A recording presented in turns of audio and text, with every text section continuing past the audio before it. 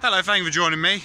I did say in the last video, when we were at West Harrow, there wouldn't be any more today, but as I was on the Metropolitan line train on my way to Uxbridge, I noticed there was one I hadn't noticed before.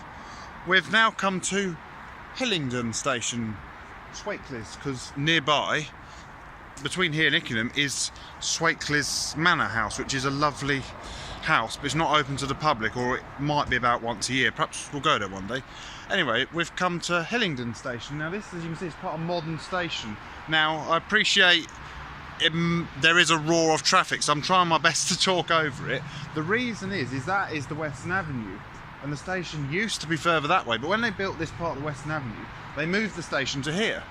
So that's why we have this modern station. Now, you'd think being one of the more modern stations, it wouldn't add to this list of barrierless stations, but it's the same kind of barrierlessness, if that is such a word, as Buckhurst Hill, where it has one entrance that doesn't have ticket barriers and another entrance that does. So what we'll do, so there's some steps up here, but there's this entrance here. Now, okay, there is a door there, so probably normally this is closed, but as you can see, if you come out here,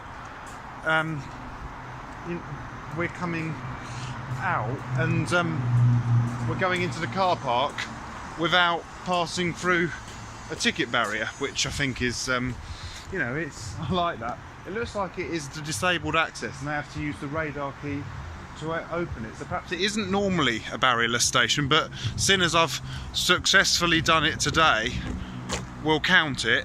Now what we're going to do, we're going to go around, we're going to go up and in through the main entrance. So see that walkway there, that comes from the road. I'm not going to go up to the road today.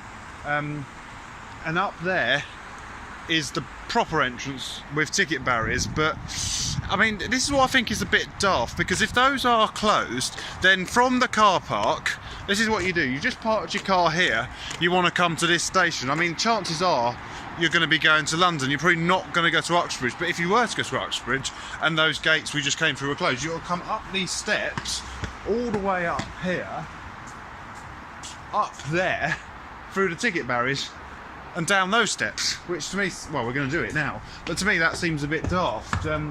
Why don't they just have an entrance there with or without ticket barriers? Like I said, most tube stations do have ticket barriers.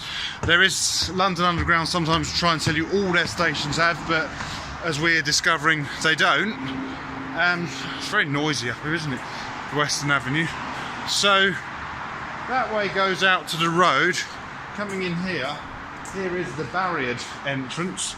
So I've now got to find my ticket. Excuse me a moment while I search for it. Here it is. So I have my ticket. So hope it doesn't do the old joke of not working. No, it has worked. So we're through. So now we're back in. So yeah, if you're coming through, you then got to come all the way round to here. So up those steps, up and down. And there's a Metropolitan line. But like I said, most people who park their car will probably go that side. So okay, they would have to go over the bridge. So it sort of makes sense, but it kind of doesn't to me. Anyway, we're back down on the platform. I've got to catch a train, one stop to Uxbridge, which is due in 9 minutes, which is a bit strange because when I started making the video, it said it was due in 9 minutes. And we've been making this video for about 4 minutes now, so yeah, not quite sure. I hope it's going to come.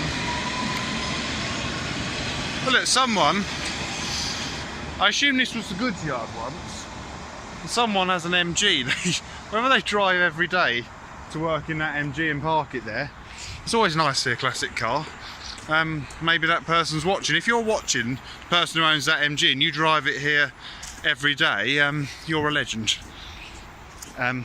We like classic cars, but today, as I said, we've had a day on the London Underground discovering the barrierless tube stations. It's possible in the future we might come up with another similar series if, say, if nearly all the overground stations get them, but not quite.